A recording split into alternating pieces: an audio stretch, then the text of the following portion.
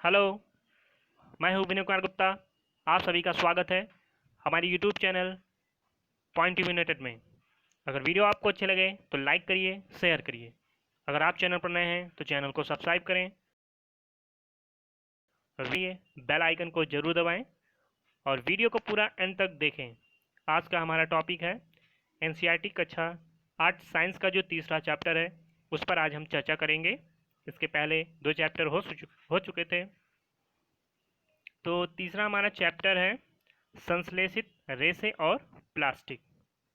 तो इस चैप्टर में जो प्राकृतिक रेसे हैं, कृत्रिम रेसे हैं, उनके बारे में हम जानेंगे और प्लास्टिक क्या होता है, उससे क्या क्या चीज़ें बनाई जाती हैं, तो उसके बारे में हम डिस्कस करेंगे इस चैप्टर में।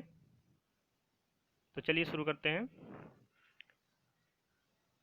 दिया है पोशाक जिन्हें हम पहनते हैं कपड़े से निर्मित होते हैं। कपड़ा क्या होता है? फैब्रिक होता है।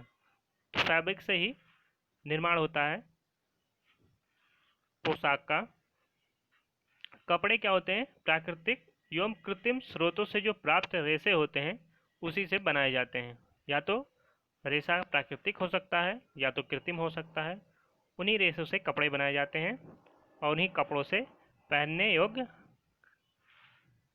पोशाक बनाए जाते हैं। क्या आप कुछ प्राकृतिक रेशों के नाम बता सकते हैं? रेशों का उपयोग विविध प्रकार की घरेलू वस्तुओं के निर्माण हेतु किया जाता है। रेशों से निर्मित कुछ सामान्य वस्तुओं की सूची आप बनाइए, उन्हें प्राकृतिक और कृत्रिम रेशों से निर्मित वस्तुओं में विभाजित करने का प्रयास कीजिए। तो पिछली कक्षाओं में बता चुके हैं कि प्राकृतिक रेशा क्या होता है और कृत्रिम रेशा क्या होता है। आपने कुछ वस्तुओं को कृत्रिम चिन्हित क्यों किया? आपने पिछली कक्षाओं में पढ़ा है कि प्राकृतिक रेशे जैसे कपास, ऊन, रेशम आदि ये पौधे अथवा जंतुओं से प्राप्त होते हैं, इसीलिए इन्हें क्या कहते हैं? प्राकृतिक रेशे कहते हैं। और दूसरी ओर संश्लेषित रेशे, तो दूसरी ओर संश्लेषित संश्लेषित जो रेशे होते हैं वो मनुष्यों के द्वारा बनाए जाते हैं, इसीलिए इन्हें क्या कहते हैं? मानव निर्मित रेशे भी कहते हैं। क्या कहते हैं? मानव निर्मित रेशे या संश्लेषित रेशे। तो संश्लेषित रेशों को ही मानव निर्मित रेशे भी कहते हैं। और जो प्रकृति से प्राप्त होते हैं, प्रकृति से प्राप्त होने का मतलब या तो जंतुओं से प्राप्त हो या पेड़ पौधों से प्राप्त हो, तो उन्हें हम प्राकृतिक रेशे कहते हैं। जैसे आप ऊपर देखें, कपास, ऊन, रेशम, तो ये सभी क्या है? प्राकृतिक रेशों में आते हैं। अब आगे हम जानेंगे कि संश्लेषित रेशा होता क्या है उसके बारे में। प्राकृतिक तो आप जानते ही हैं। तो संश्लेषित रेशे क्या हैं? आप फिगर में देख रहे हैं कि ये जो चैन आपको दिखाई दे रहा है, आप देख रहे हैं छोटे छोटे इकाइयों से मिलकर बने हुए हैं, और ये भी देख रहे हैं छोटे छोटे इकाई से मिलकर बने हुए हैं। तो यहाँ पर यही दिया है, एक संश्लेषित रेशा भी छोटी इकाइयों को जोड़कर बनाई गई एक श्रृंखला है। तो क्या है संश्लेषित रेखा? छोटी छोटी इकाइयों को जोड़कर बनाया जाता है रेशों को, तो एक श्रृंखला बन जाती है, उसी को क्या कहते हैं? संश्लेषित रेशा। प्रत्येक छोटी इकाई वास्तव में एक रासायनिक पदार्थ है। तो ये जो छोटे छोटे जो इकाई से मिलकर बने होते हैं वो क्या होते हैं? एक रासायनिक पदार्थ। इस प्रकार अनेक छोटी इकाइयां मिलकर एक बड़ी एकल इकाई बनाते हैं जो बहुलक कहलाते हैं। क्या कहलाते हैं? बहुलक। इन्हीं को इंग्लिश में क्या बोलते हैं? पॉलीमर बोलते हैं। पॉलीमर। अब पॉलीमर का मतलब क्या होता है? पॉलीमर शब्द ग्रीक भाषा के 2 शब्दों से मिलकर बना है। एक होता है पॉली और एक होता है मर। तो पॉली का अर्थ क्या होता है? अनेक। और मर का अर्थ क्या होता है? भाग या इकाई। तो इसका अर्थ क्या हुआ पॉलीमर का? कि कई भाग, अनेक भागों या इकाइयों से मिलकर जो श्रृंखला बनती है उन्हीं को हम क्या कहते हैं? बहुलक या पॉलीमर कहते हैं। अतः एक पॉलीमर या बहुलक बहुत सी इकाइयों के दोहराने से बनता है, मतलब रिपीटेशन होता है छोटी छोटी इकाइयों का, और वो मिलकर एक श्रृंखला का निर्माण करते हैं, जिनको हम क्या कहते हैं? बहुलक या पॉलीमर कहते हैं। तो इसी प्रकार रेशे भी होते हैं। छोटी छोटी इकाइयों से मिलकर बने होते हैं और उन्हें हम एक पॉलीमर का नाम दे देते हैं। तो उन्हें अलग अलग नामों से जाना जाता है। आगे हम देखेंगे।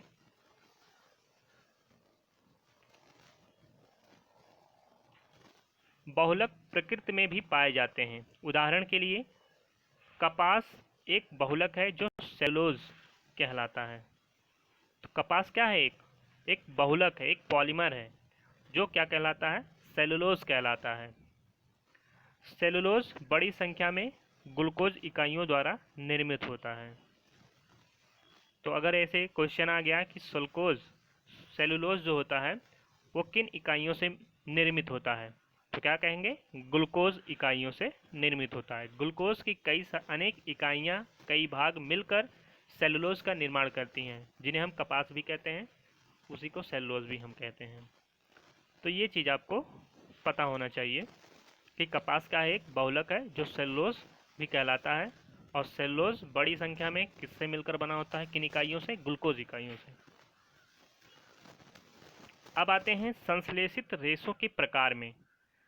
जो मानव निर्मित रेशे होते हैं तो वो कितने प्रकार के होते हैं, क्या क्या नाम उसका होता है, वो हम जानेंगे। पहला है हमारा रेयान। एक संश्लेषित रेशा है जो मनुष्यों द्वारा बनाया जाता है। कक्षा 7 में पढ़ा है कि रेशम कीट से प्राप्त किया जाता है। रेशम किससे प्राप्त किया जाता है? रेशम कीट से।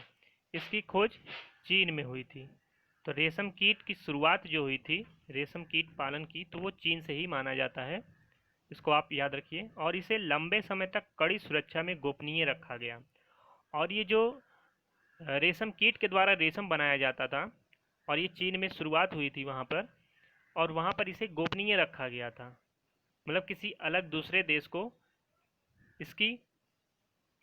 इसका कोई पता नहीं था कि रेशम कैसे बनाया जाता है। तो ये कड़ी सुरक्षा में इसको गोपनीय रखा गया था चीन में। रेशम रेशे से प्राप्त कपड़ा बहुत महंगा होता है, परंतु इसकी सुंदर बुनावट ने प्रत्येक व्यक्ति को मोह लिया। रेशम को कृत्रिम रूप से बनाने के प्रयास किए गए। तो रेशम को कृत्रिम रूप से भी बनाने का प्रयास किया गया है। 19वीं शताब्दी के अंतिम छोर पर वैज्ञानिकों को रेशम समान गुण वाले रेशे प्राप्त करने में सफलता प्राप्त हुई। इस प्रकार का रेशा कास्ट लुगदी के रासायनिक उपचार से प्राप्त किया गया। तो 19वीं शताब्दी के जो अंतिम समय था, तो उस टाइम जो है वैज्ञानिकों ने रेशम के समान के रेशे प्राप्त करने में उन्हें सफलता प्राप्त हुई थी। और ये कैसे बनाया जाता था कि जो कास्ट लुगदी होती है उसके रासायनिक उपचार द्वारा प्राप्त किया गया था। यह रेशा क्या कहलाता था? रेयान अथवा कृत्रिम रेशम कहलाता था। ये इंपॉर्टेंट चीज़ है। ये क्वेश्चन पूछा जा चुका है कि निम्न में से कौन सा कृत्रिम रेशा है। ऑप्शन दिया था रेयान, नायलॉन, पॉलिस्टर, ऐसे करके 4 ऑप्शन दिए थे। तो ऑप्शन क्या सही था उसका? कृत्रिम रेशम है। ये रेयान जो है वो एक कृत्रिम रेशम है। तो रेयान पर आपको टिक लगाना था। तो ये याद होना चाहिए, इसको आप नोट कर सकते हैं। यद्यपि रेयान प्राकृतिक स्रोत काष्ठ लुगदी से प्राप्त किया जाता है, यह एक मानव निर्मित रेशा है। यह रेशम से सस्ता होता है, परंतु इसे रेशम रेशों के समान बुना जा सकता है। इसे रंगों की कई किस्मों में रंगा भी जा सकता है रेशम को। और रेयान को कपास के साथ मिलाकर बिस्तर की चादरें बनाई जाती हैं।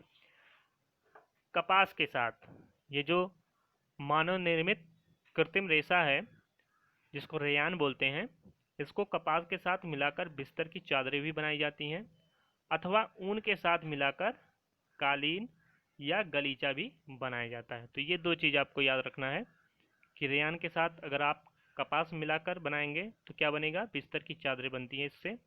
और कालीन गलीचा कैसे बनेगा? रेयान में ऊन मिलाने पर कालीन और गलीचा बनाते हैं। तो ये 2 चीज़ आपको पता होना चाहिए। फिर आते हैं दूसरा हमारा है, क्या है? नायलॉन। दूसरा संश्लेषित रेशा क्या है? नायलॉन। ये भी इंपॉर्टेंट है। नायलॉन एक अन्य मानव निर्मित रेशा है। इसे 1931 में, कब? 1931 में बिना किसी प्राकृतिक कच्चे माल, पौधे या जंतु से जो प्राप्त होते हैं, का उपयोग किए बनाया गया। तो नायलॉन कैसे बनाया गया था? बिना किसी प्राकृतिक कच्चे माल का उपयोग किए बिना इसको बनाया गया था, नायलॉन को। इसका निर्माण कैसे किया गया था? इंपॉर्टेंट है। कोयले, जल, वायु से किया गया था। कोयला, जल और वायु से नायलॉन का निर्माण किया गया था। यह प्रथम पूर्ण रूप से संश्लेषित रेशा था। तो ये पॉइंट आपको नोट करना है कि कैसे निर्माण होता है, कोयले, जल और वायु से। और ये नायलॉन प्रथम पूर्ण रूप से संश्लेषित रेशा था। तो एग्जाम में अगर पूछ लिया कि वह कौन सा संश्लेषित रेशा है जो पूर्ण रूप से संश्लेषित रेशा था, तो क्या होगा? नायलॉन होगा हमारा। नायलॉन रेशा प्रबल, प्रत्यास्थ और हल्का था। ये बहुत ही मजबूत, प्रत्यास्थ मतलब एक प्रकार से कठोर बोल सकते हैं, और हल्का भी होता है। यह चमकीला और धुलने में सुगम था। चमकीला भी होता है नायलॉन, और धुलने में आसान होता है, आसानी होती है धुलने में, सुगम होता है। अतः यह कपड़ों के निर्माण हेतु बहुत प्रचलित हुआ नायलॉन। क्या नायलॉन रेशा वास्तव में इतना प्रबल है कि हम इससे नायलॉन पैरासूट और चट्टानों पर चढ़ने हेतु रस्से बना सकते हैं? सही है। इसी नायलॉन से जो है चट्टानों पर चढ़ने के लिए जो आप देखते हैं रस्से देखते हैं, वो नायलॉन के ही बनाए जाते हैं, और पैरासूट भी नायलॉन का ही बनाया जाता है। हम नायलॉन से निर्मित हम नायलॉन से कई वस्तुओं को उपयोग में लाते हैं, जैसे जुराबे, जिसको आप मोजा बोलते हैं, जुराब, रस्से, तंबू, दांत साफ करने का जो ब्रश होता है वो भी नायलॉन का ही होता है। जिसमें आप ब्रश देखते हैं तो वो किससे बना होता है? ब्रश से, सॉरी, नायलॉन से। कारों की सीट के जो पट्टे होते हैं वो भी नायलॉन से ही बनते हैं। और जो स्लीपिंग बैग होता है, सैन थैला इसको बोलते हैं, तो वो भी नायलॉन से होता है। पर्दे होते हैं वो भी नायलॉन से बनते हैं। तो नायलॉन का उपयोग जो है पैरासूट, आप फिगर में देख रहे हैं, तो ये जो ब्रश आप देख रहे हैं ये सब नायलॉन का बना होता है। ये रस्सा नायलॉन का है, और ये जुराब है, और ये पर्दे हैं, ये सब नायलॉन के बनते हैं। तो नायलॉन से पैरासूट और चट्टानों पर चढ़ने हेतु रस्सों के निर्माण में भी किया जाता है। एक नायलॉन का तार इस्पात के तार से अधिक प्रबल होता है।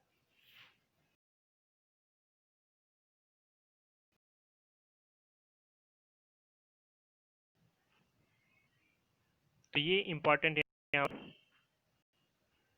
कि एक नायलॉन का तार जो होता है इस्पात के तार से अधिक प्रबल होता है। ये देखिए पैरासूट है, और ये चट्टानों पर चढ़ने के लिए जो रस्सा उपयोग हो रहा है, तो ये नायलॉन का बनता है, तो ये भी नायलॉन का ही बनता है।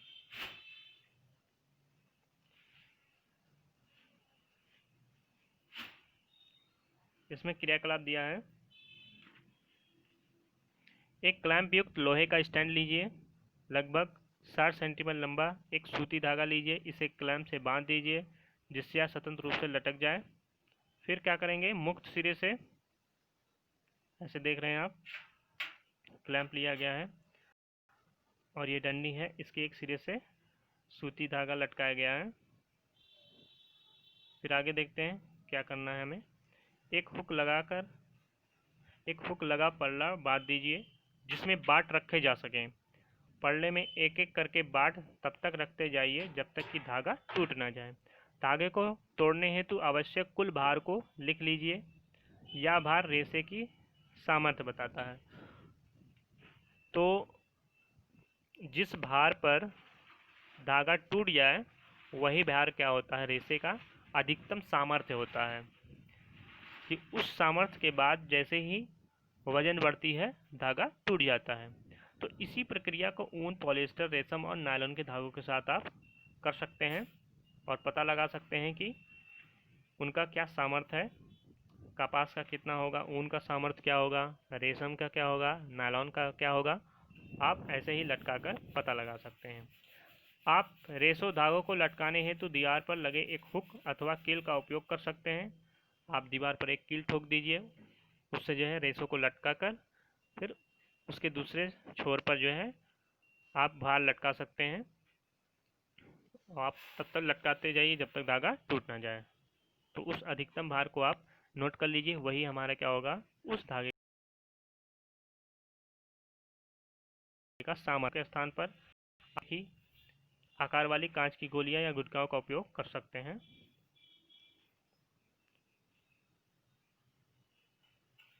ये भी ध्यान क्या रखना क्या है कि सभी धागे एक ही लंबाई के होने चाहिए और एक ही मोटाई के होने चाहिए।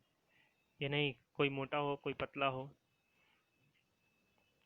अगला हमारा संश्लेषित रेशा है पॉलिएस्टर और एक्रिलिक। क्या है? पॉलिएस्टर और एक्रिलिक। पॉलिएस्टर एक अन्य संश्लेषित रेशा है। इस रेशे से बने कपड़े में आसानी से सिलवटें नहीं पड़ती हैं, मतलब मोड़ नहीं पड़ते हैं, सिकुड़न नहीं आती है। पॉलिएस्टर के कपड़े में सिकुड़न जल्दी नहीं आता है। यह सपाट रहता है और सरलतापूर्वक धुला भी जा सकता है इसको। अतः यह वस्त्र सामग्री हेतु पर्याप्त उपयोगी पदार्थ है। आपने लोगों को सुंदर पॉलिएस्टर कमीजें और अन्य परिधान पहने अवश्य देखा होगा। तो पॉलिएस्टर का जो कपड़ा होता है वो ऐसे ही होता है, उसमें सिलवटें नहीं पड़ती हैं, वो एकदम समतल रहता है और उसको आसानी से धुला भी जा सकता है। टेरिलीन एक लोकप्रिय पॉलिएस्टर है। अब पॉलिएस्टर का उदाहरण क्या है? एक टेरिलीन। टेरिलीन क्या है? एक पॉलिएस्टर के अंतर्गत आता है। इसको आप नोट कर लीजिए। टेरिलीन एक लोकप्रिय पॉलिएस्टर है। इसे बहुत महीन रेशों में खींचा जा सकता है, जिन्हें फिर किसी भी अन्य तंतु समान बुना जा सकता है। तो इसे बहुत ही महीन रेशों में खींचा जा सकता है टेरिलीन को। टेरिलीन क्या है? एक पॉलिएस्टर है। ये भी पूछा जा सकता है।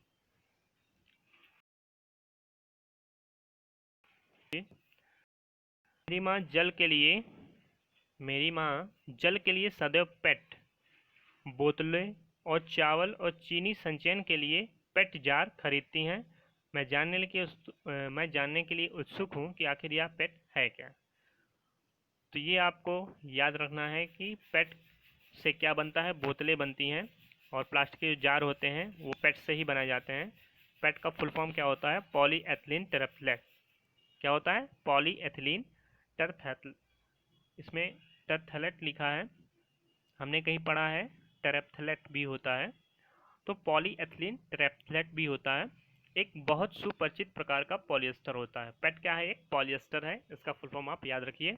इसका उपयोग किस लिए होता है? बोतलें, प्लास्टिक के जो बर्तन होते हैं, फिल्म जो पतली पतली प्लास्टिक की आती हैं, थैलियाँ, उसको बनाने के लिए भी पेट का उपयोग होता है। तार और अन्य बहुत से उपयोगी उत्पादों के निर्माण में इसका उपयोग किया जाता है पेट का। तो ये चीज़ आपको याद रखना है कि पेट क्या है? पॉलिएस्टर है। इससे बोतल, बर्तन, फिल्म, तार और अन्य बहुत सी सारी उपयोगी चीज़ें बनाई जाती हैं इससे। चारों ओर दृष्टि घुमाइए और पॉलिएस्टर से निर्मित वस्तुओं की एक सूची बनाइए। तो आप सूची बनाइए। पॉलिएस्टर, पॉली प्लस एस्टर, वास्तव में एक रसायन जो एस्टर कहलाता है की इकाइयों की पुनरावृत्ति से बनता है। तो एस्टर की कई पुनरावृत्ति करने के बाद पॉलिएस्टर बनता है। एस्टर वे रसायन हैं जो फलों को उनकी गंध प्रदान करते हैं। तो पॉलिएस्टर क्या होते हैं? एस्टर।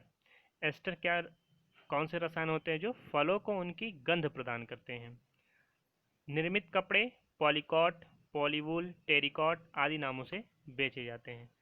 तो ये सभी पॉलिएस्टर से बने होते हैं। पॉलीकॉट, पॉलीवूल, टेरिकॉट आदि नामों से जो वस्त्र कपड़े बेचे जाते हैं वो पॉलिएस्टर होते हैं।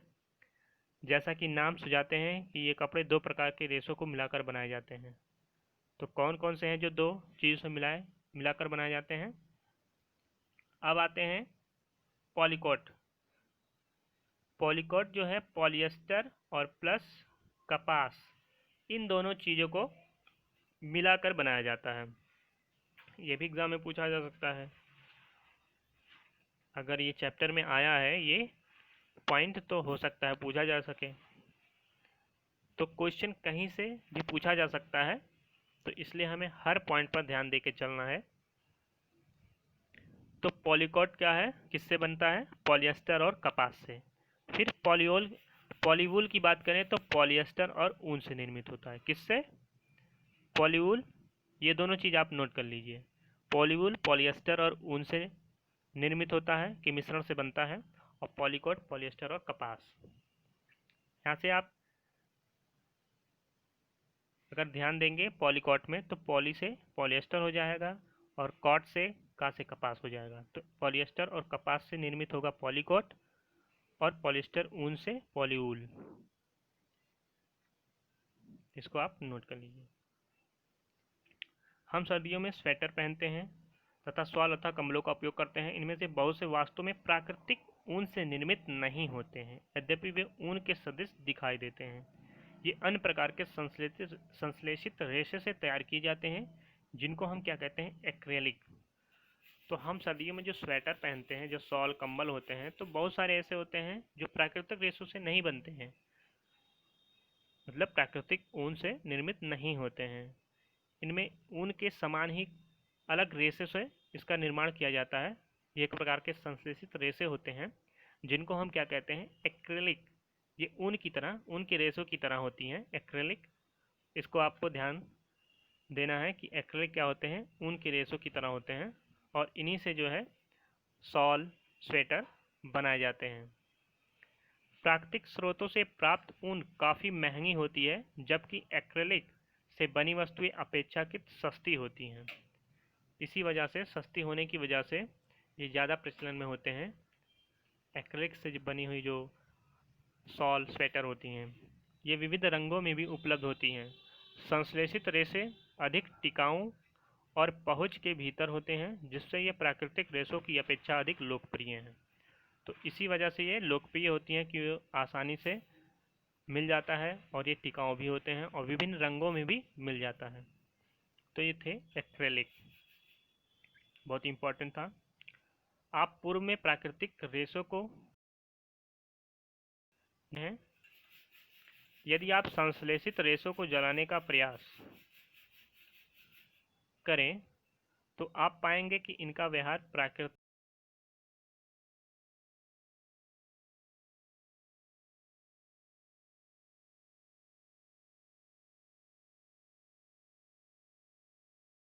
रेशों के, तो आप क्या पाएंगे कि इनका व्यवहार जो होता है वो प्राकृतिक रेशों से भिन्न होता है।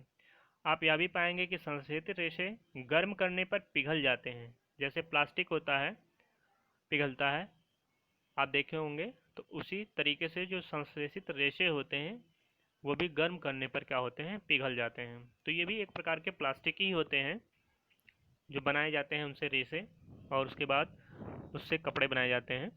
यह वास्तव में संश्लेषित रेशों का एक हानिकारक गुण है, क्योंकि कपड़े क्या होते हैं? संश्लेषित रेशों से बने कपड़े अगर वो जल जाते हैं, अगर बाई चांस आग पकड़ ले, तो वो क्या होता है? पिघलने लगता है। अगर व्यक्ति पहना है तो उसके शरीर पर चिपक जाती है।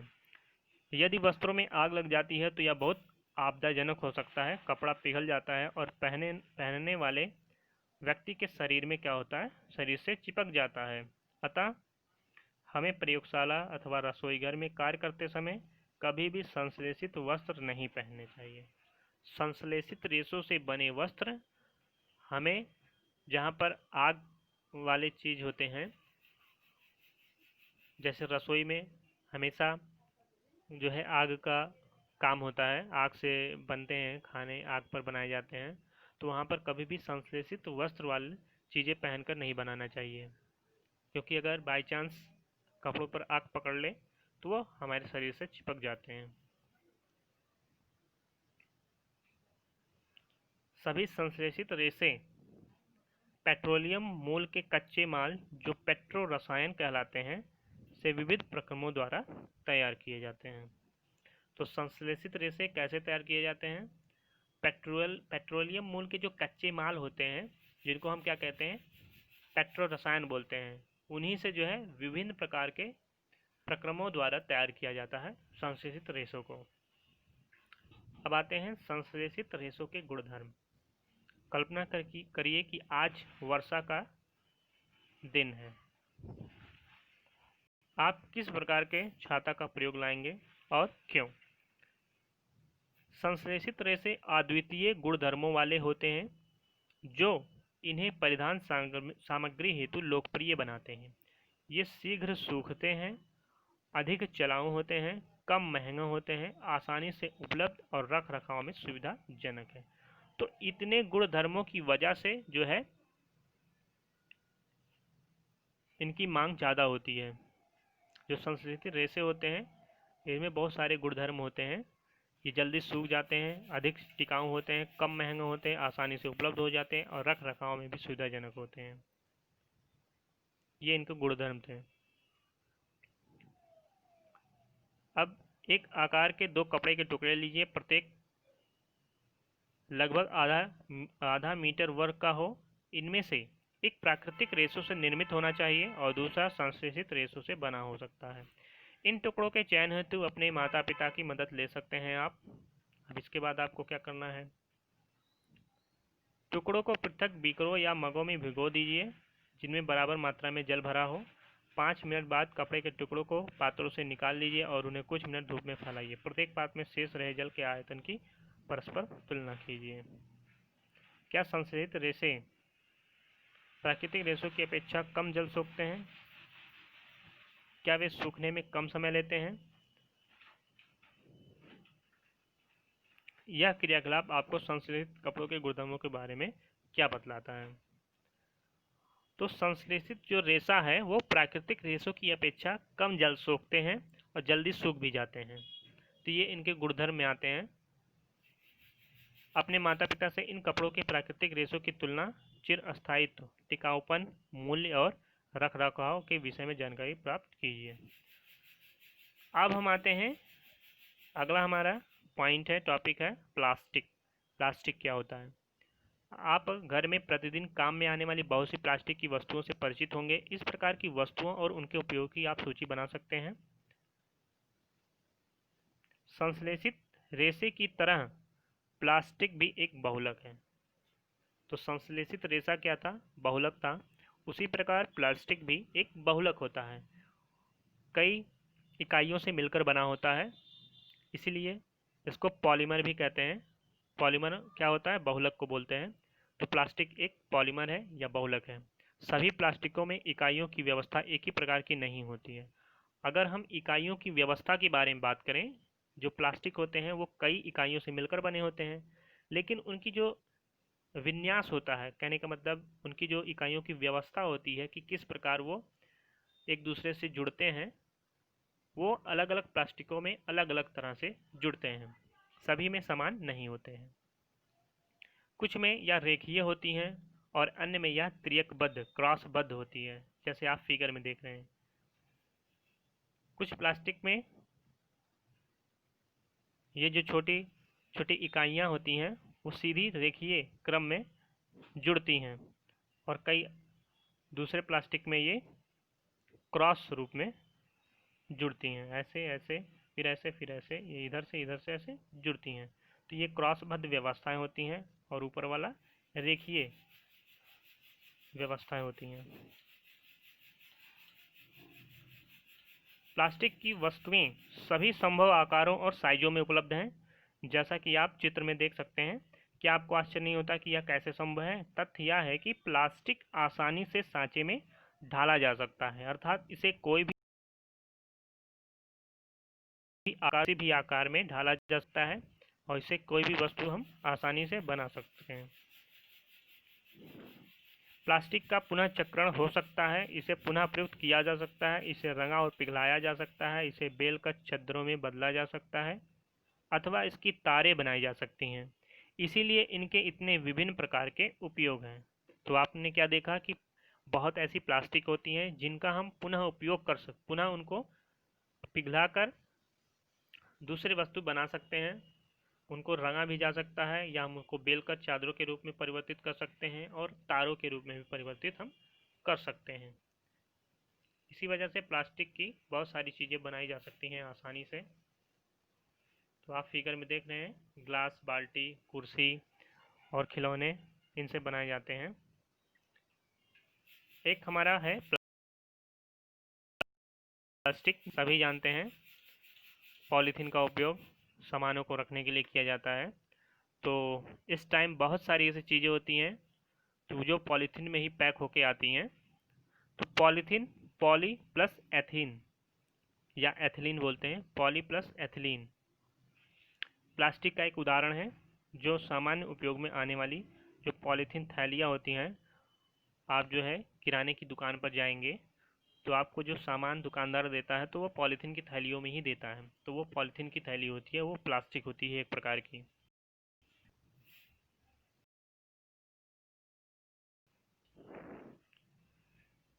अब आप स्वयं प्लास्टिक के टुकड़े को मोड़िए। क्या सभी प्लास्टिक वस्तुएं सरलतापूर्वक मोड़ी जा सकती हैं? आप देखेंगे कुछ प्लास्टिक की वस्तुएं सरलता से मोड़ी जा सकती हैं, जबकि कुछ मोड़ने हेतु बल लगाने पर टूट जाती हैं। अब हम प्लास्टिक की बोतल में गर्म जल डालते हैं तो वह क्या होता है, उसकी आकृति चेंज हो जाती है, मतलब विकृत हो जाती है। अगर हम प्लास्टिक बोतल में गर्म जल डाल देते हैं तो विकृत हो जाती हैं वो। तो ऐसा प्लास्टिक यहाँ पर नोट करने वाली चीज है। तो ऐसा प्लास्टिक होने पर, तो ऐसा प्लास्टिक जो गर्म करने पर आसानी से विकृत हो जाती हैं और सरलता पूर्वक मुड़ जाती हैं, तो वो कौन सी प्लास्टिक होती हैं? थर्मोप्लास्टिक। उन्हें हम क्या कहते हैं? थर्मोप्लास्टिक कहते हैं। जो आसानी से विकृत हो जाती हैं और सरलता पूर्वक मुड़ जाती हैं, तो उन्हें हम क्या कहते हैं? थर्मोप्लास्टिक। इसको आप नोट कर लीजिए, इंपॉर्टेंट है। अब इसका उदाहरण क्या है? जैसे पॉलीथीन, पीवीसी। पीवीसी का फुल फॉर्म होता है पॉली वाइनिल क्लोराइड। तो थर्मोप्लास्टिक के कुछ ये उदाहरण हैं। क्या है? पॉलीथीन और पीवीसी, पॉलीवालिन क्लोराइड। इनका उपयोग खिलौने, कंघियां और विभिन्न प्रकार के पात्रों के बड़े पैमाने पर निर्माण हेतु इसका किया जाता है। तो ये दो नाम आपको याद रखना है थर्मोप्लास्टिक में। थर्मोप्लास्टिक का उदाहरण पॉलीथीन और पीवीसी।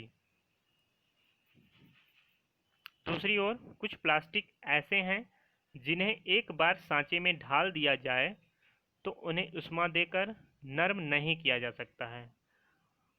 मतलब अगर कुछ प्लास्टिक ऐसे होते हैं, अगर इन्हें एक बार सांचे में ढाल दिया जाए तो इन्हें फिर हम उष्मा देकर नर्म नहीं कर सकते हैं। तो इन्हें हम क्या कहते हैं? Thermosetting plastic. क्या होता है? Thermosetting plastic. इनसे केवल एक ही बार जो है वस्तु बनाया जा सकता है। इन्हें पुनः पिघलाकर दूसरे वस्तु नहीं बनाए जा सकते हैं। तो ये क्या होते हैं? थर्मोसेटिंग प्लास्टिक कहलाते हैं। आप इसको नोट कर लीजिए। इसके उदाहरण क्या हैं? Bakelite, melamine. बैकेलाइट और मेलामाइन इसके मुख्य उदाहरण हैं। इन्हीं दो उदाहरण से क्वेश्चन बनते हैं। बैकलाइट क्या होता है? आप घरों में जो फ्यूज़ देखे होंगे, फ्यूज़ जो पत्थर की तरह आपको दिखाई देता है, तो वही बैकलाइट होता है। बैकलाइट से ही बनता है फ्यूज़। फ्यूज़ का जो बाहरी पोर्शन होता है। तो बैकलाइट ऊष्मा और विद्युत का कुचालक होता है। तो बैकलाइट क्या होता है? ऊष्मा और विद्युत का कुचालक है, इसीलिए फ्यूज़ जो होता है इसी का बनाया जाता है। या बिजली के स्विच, विभिन्न बर्तनों के जो हत्थे बनते हैं, बिजली के स्विच तो आप जानते ही हैं, और विभिन्न बर्तनों के हत्थे भी बनाए जाते हैं बैकलाइट से। मेलामाइन एक बहुउपयोगी पदार्थ है, यह आग का प्रतिरोधक है। तो ये भी इम्पॉर्टेंट है। तो जितना हम बता रहे हैं सब आप नोट करते चलिए। मेलामाइन एक बहुउपयोगी पदार्थ है, यह आग का प्रतिरोधक है, मतलब इसमें आग नहीं पकड़ता, तथा अन्य प्लास्टिक की अपेक्षा ऊष्मा को सहने की अधिक क्षमता होती है। मेलामाइन में ऊष्मा को सहने की अधिकतम क्षमता होती है अदर प्लास्टिक की अपेक्षा। यह फर्श की टाइलें, रसोई के बर्तन और कपड़े बनाने के उपयोग में लिया जाता है, जो आग का प्रतिरोध करते हैं। तो आपने मूवियों में देखा होगा कि कुछ लोग कपड़े पहनते हुए आग से निकल जाते हैं, तो ये कपड़े जो होते हैं मेलामाइन के ही होते हैं। इसके ऊपर मेलामाइन की परत होती है कपड़ों पर, जो आग को नहीं पकड़ती है, तो ऐसे ही दिखाए जाते हैं उससे। थर्मोप्लास्टिक और थर्मोसेटिंग प्लास्टिक के विभिन्न उपयोग को प्रदर्शित किया गया है इस चित्र में, देख रहे हैं आप। ये है बेकेलाइट का बनता है, और ये मेलामाइन, ये सभी जो है बेकेलाइट के हैं, बनते हैं।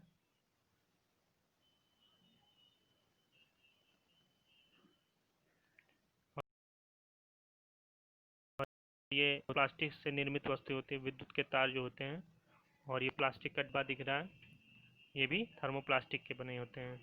तो थर्मोसेटिंग और थर्मोप्लास्टिक में अंतर आप समझ गए होंगे।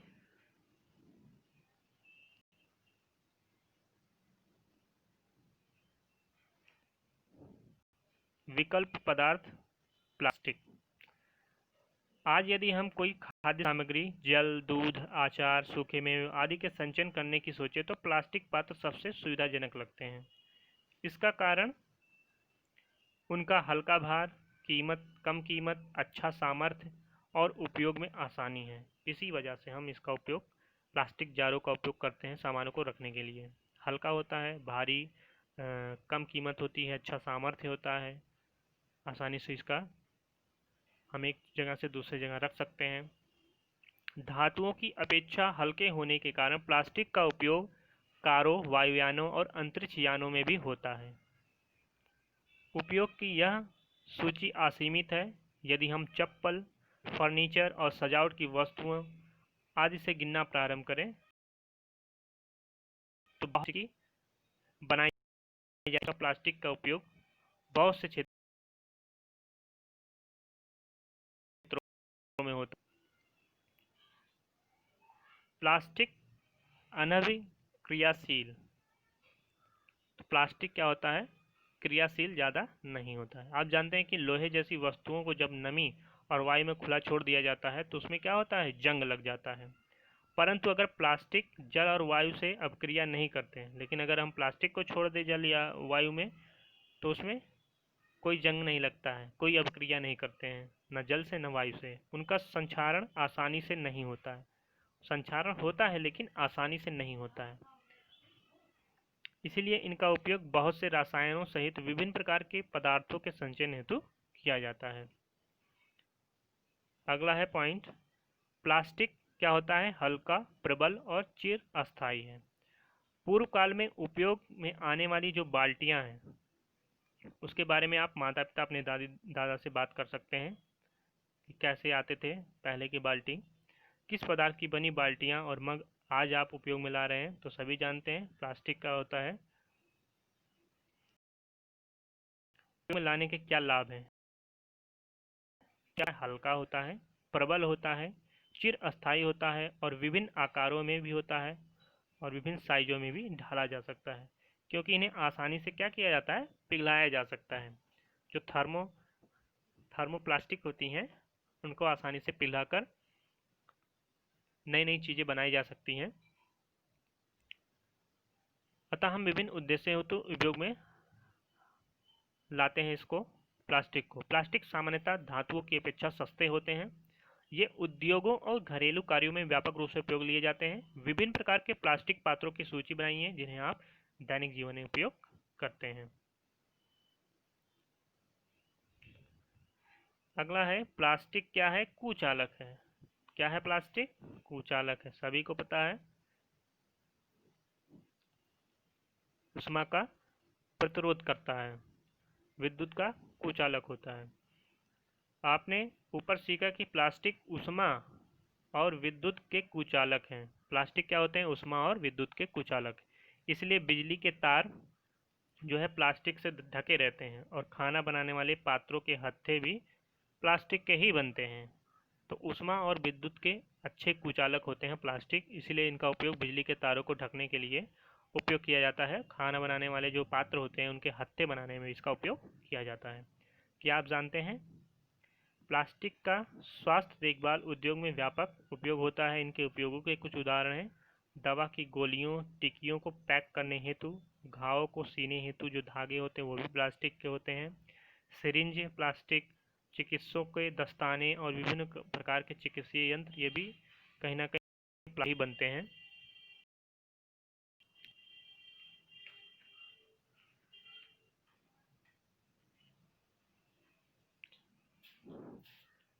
माइक्रोवेव ओवन में भोजन पकाने हेतु विशिष्ट प्लास्टिक पात्र उपयोग में लिए जाते हैं। माइक्रोवेव ओवन में ऊष्मा खाद्य पदार्थ को पका देती है, परंतु प्लास्टिक पात्र को प्रभावित नहीं करती है। अब एक इम्पॉर्टेंट चीज़ यहाँ पर, इसको आप नोट कर लीजिए, टेफ्लॉन। टेफ्लॉन एक विशिष्ट प्लास्टिक है जिस पर तेल और जल चिपकता नहीं है या भोजन पकाने के पात्रों पर न चिपकने वाली परत लगाने का काम आता है। तो आप देखें, नॉनस्टिक जो फ्राई पैन होता है या तवा होता है तो उस पर टेफ्लॉन की परत चढ़ी होती है और ये क्या करता है, तेल को या जल को चिपकने नहीं देता है। इसी वजह से आजकल इसका उपयोग ज़्यादा हो रहा है। नॉन स्टिक जो तवा होता है या पैन, फ्राई पैन होते हैं, उनका उपयोग होता है। तो ये पूछा जा सकता है इसमें कौन सी परत होती है, टेफ्लॉन। क्या होता है, टेफ्लॉन की परत चढ़ी होती है। इंपॉर्टेंट है, नोट कर लीजिए इसको।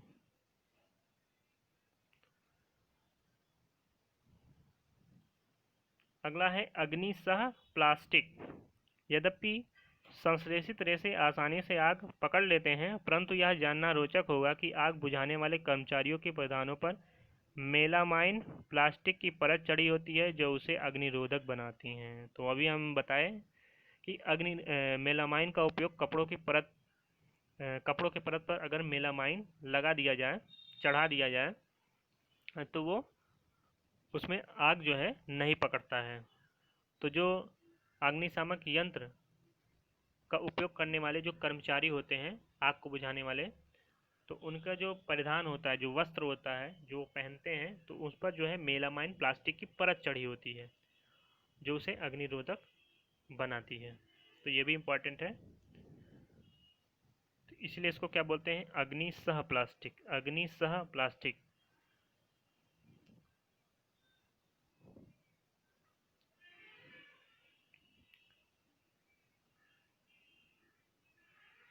अगला है हमारा टॉपिक प्लास्टिक और पर्यावरण।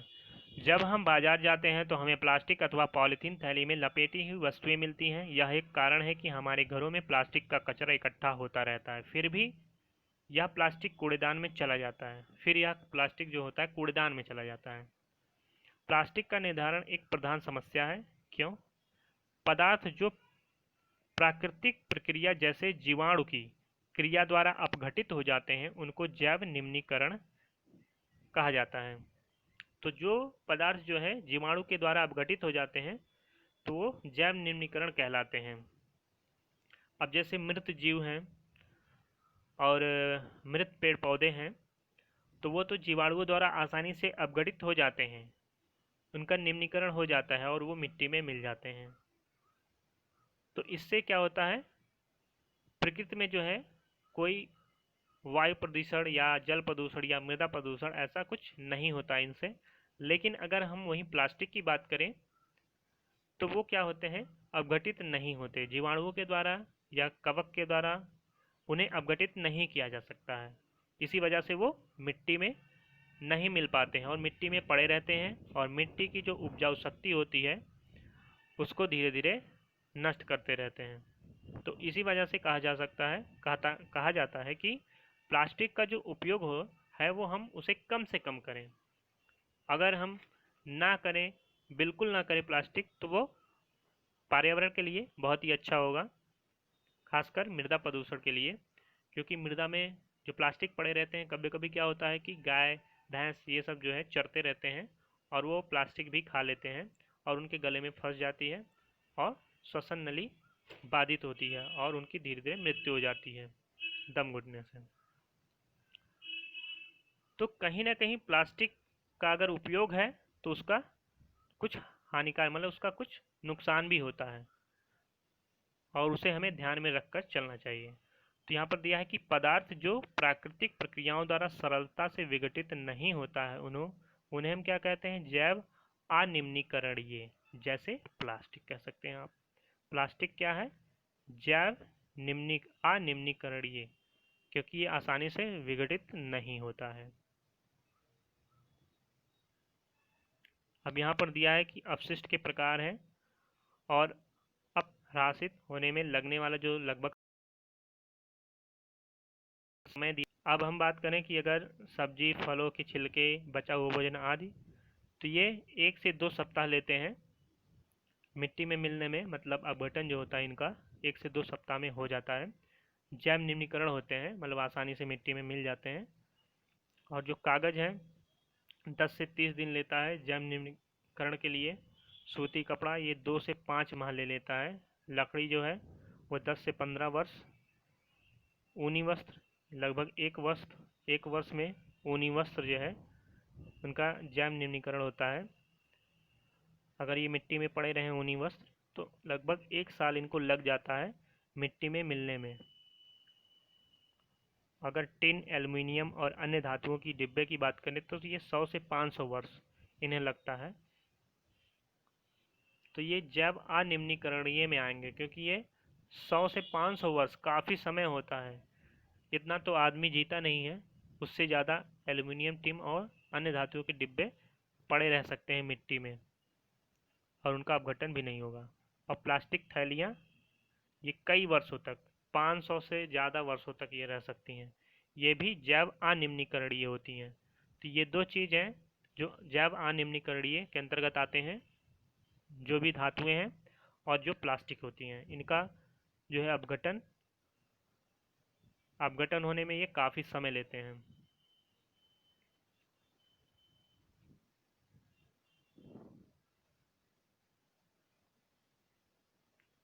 क्योंकि प्लास्टिक अपघटित होने में कई वर्ष ले लेता है, या इसलिए यह पर्यावरण हितैषी नहीं है या पर्यावरण प्रदूषण का कारण बनता है।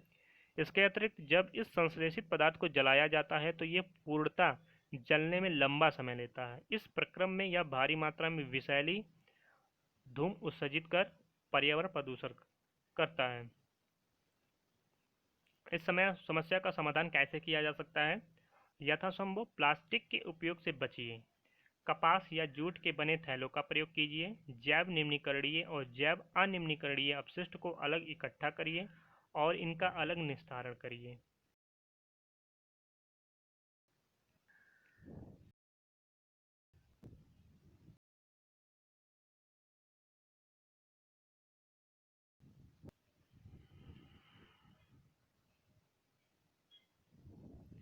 इसे अपने घरों पर व्यवहार में लाइए। तो ये जो जैव अनिम्नीकरण अपशिष्ट होते हैं, जैसे प्लास्टिक की बात करें हम, तो इनका हमें उपयोग धीरे धीरे घर में ही करते रहना चाहिए, इनको बाहर नहीं फेंकना चाहिए। कुछ और तरीके भी सुझाइए जिनके द्वारा आप प्लास्टिक पदार्थों के उपयोग को कम करने में सहयोग दे सकते हैं। प्लास्टिक अपशिष्ट को पुनः चक्रित करना बेहतर होगा। अधिकांश थर्मोप्लास्टिक पुनः चक्रित किए जा सकते हैं, तो केवल थर्मोप्लास्टिक ही चक्रित किए जा सकते हैं पुनः। जो थर्मोसेटिंग प्लास्टिक होते हैं उनका पुनः चक्रण नहीं हो सकता है। उनको एक बार अगर सांचे में डाल दिया जाए तो फिर वो दोबारा उनको सांचे में डालकर दूसरी वस्तु नहीं बना सकते हैं। जिन वस्तुओं को पुनः चक्रण किया जा सकता है उनकी सूची बनाइए। पुनः चक्रण के समय कुछ रंग प्रदान करने वाली अभिकर्मक मिला दिए जाते हैं। इससे पुनः चक्रित सामग्री का उपयोग हो जाता है, विशेष रूप से खाद्य पदार्थों के संचयन हेतु सीमित होता जाता है। ये चीज़ है इम्पोर्टेंट चीज़, इसको आप नोट कर लीजिए, यहाँ से भी क्वेश्चन पूछे जाते हैं। एक उत्तरदायी नागरिक के रूप में 5R सिद्धांत को याद रखिए। तो 5R सिद्धांत को में क्या क्या आता है? यह रिसाइकलिंग होती है प्लास्टिक की, कैसे हम इसके उपयोग को सीमित कर सकते हैं और इसके जो हानिकारक परिणाम हैं उसे हम पर्यावरण को बचाए रख सकते हैं। तो ये 5R सिद्धांत पर कार्य अगर आप करेंगे तो इसके नुकसान से आप बच सकते हैं। पहला है उपयोग कम कीजिए। प्लास्टिक का कम से कम उपयोग करिए, मतलब रेड्यूस। पहला आर का मतलब रेड्यूस, कम से कम उपयोग। फिर दूसरा है पुनः उपयोग करिए, रीयूज। जो प्लास्टिक आपके घर में है, थैलियाँ हैं प्लास्टिक के, उसका आप पुनः उपयोग करते रहिए, रीयूज करिए। फिर पुनः चक्रित करिए, रिसाइकल करिए। जब उसका यूज़ पूरी तरह से ख़त्म हो जाए फिर आप उसका रिसाइकल करिए। तो रेड्यूस, रीयूज, रिसाइकल। फिर पुनः प्राप्त करिए, फिर उसको रिकवर करके कुछ नया प्राप्त कर सकते हैं। और उपयोग ना करना, आप पूरी तरह से प्लास्टिक का उपयोग बिल्कुल ना करिए, रेफ्यूज कर दीजिए। तो ये 5R सिद्धांत जो है, इसके माध्यम से हम प्लास्टिक के उपयोग को सीमित कर सकते हैं और उसके नुकसान से बच सकते हैं। इस प्रकार की आदतें विकसित करिए जो पर्यावरण हितैषी हों। तो 5R सिद्धांत आपको याद रखना है, reduce, reuse, recycle, recover, refuge. Important है, इसको आप याद रखिए। ऐसे पूछ लेगा 5R सिद्धांत में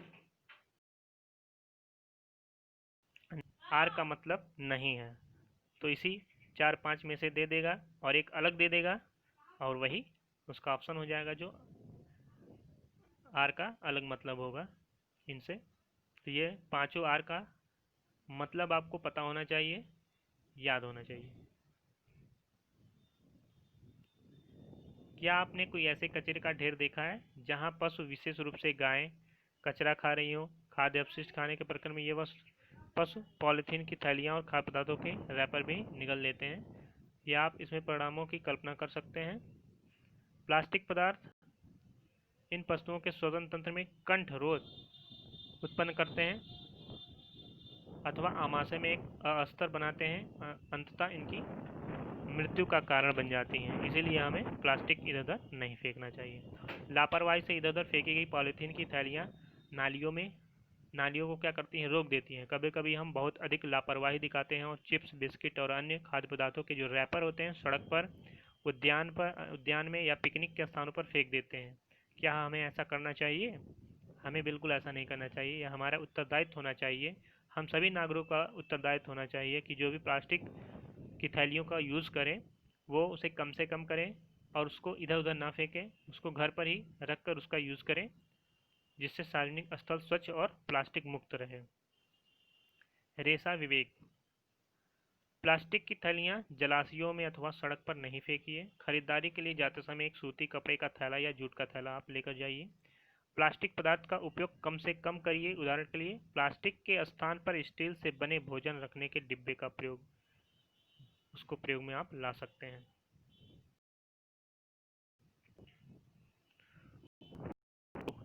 इस हमने क्या सीखा, देखते हैं। संश्लेषित रेशे और प्लास्टिक प्राकृतिक रेशों की भांति बहुत बड़ी इकाइयों से निर्मित होते हैं जो बहुलक कहलाते हैं। बहुलक अनेक छोटी इकाइयों से निर्मित होते हैं, सभी हम पढ़ा चुके हैं इसके पहले। जब प्राकृतिक रेशे पौधों और पशुओं से प्राप्त होते हैं, संश्लेषित रेशे पेट्रोरसायन की रासायनिक प्रक्रमण से प्राप्त होते हैं। प्राकृतिक रेशों की भांति इन रेशों को भी कपड़ों के रूप में बुना जा सकता है। संश्लेषित रेशों का उपयोग घरेलू वस्तुओं जैसे रस्से बनाने में, बाल्टियां, फर्नीचर, पात्र आदि से लेकर वायुयानों, जलयानों, अंतरिक्षयानों, स्वास्थ्य सेवा आदि उच्च विशिष्टता वाले उपयोगों में भी किया जाता है। संश्लेषित रेशों का संश्लेषित रेशों के रेयान, नायलॉन, पॉलिएस्टर, एक्रिलिक नाम दिए गए हैं, बता चुके हैं। विभिन्न प्रकार के रेशे अपनी प्रबलता, जल अवशोषण क्षमता, दहन प्रकृति, मूल्य, चिर अस्थायित्व आदि गुणों में परस्पर भिन्नता रखते हैं। आज प्लास्टिक के बिना जीवन की कल्पना नहीं की जा सकती है। चाहे घर हो या बाहर, प्लास्टिक सभी हो रहे हैं। प्लास्टिक द्वारा उत्पन्न अपशिष्ट पर्यावरण हितैषी नहीं है। जलाने पर ये विषैली गैसें उत्पन्न करते हैं। भूमि पर डाल देने से इन्हें अभ्रष्ट होने में कई वर्ष लग जाते हैं। ऐसा इनकी जैव अनिम्नीकरणीय प्रकृति के कारण होता है। इससे क्या होता है, मिट्टी की उपजाऊ शक्ति धीरे धीरे नष्ट हो जाती है। हमें आवश्यकता है कि संश्लेषित रेशों और प्लास्टिक का उपयोग इस प्रकार करें कि हम उनके अच्छे गुणों का आनंद ले सकते और साथ ही सजीव समुदायों के पर्यावरणीय संकट को न्यूनतम कर सकें। तो ये थे पाठ के सारांश कुछ। तो आई होप आपको वीडियो अच्छी लगी होगी। तो अगर वीडियो आपको अच्छी लगी तो लाइक करिए, दोस्तों में शेयर करिए, और अगर आप चैनल पर नए हैं तो चैनल को सब्सक्राइब करें वीडियो का अगला नोटिफिकेशन प्राप्त करने के लिए। बेल आइकन को ज़रूर दबाएं। तो चलिए मिलते हैं अगले वीडियो में अगले चैप्टर के साथ। तब तक के लिए धन्यवाद।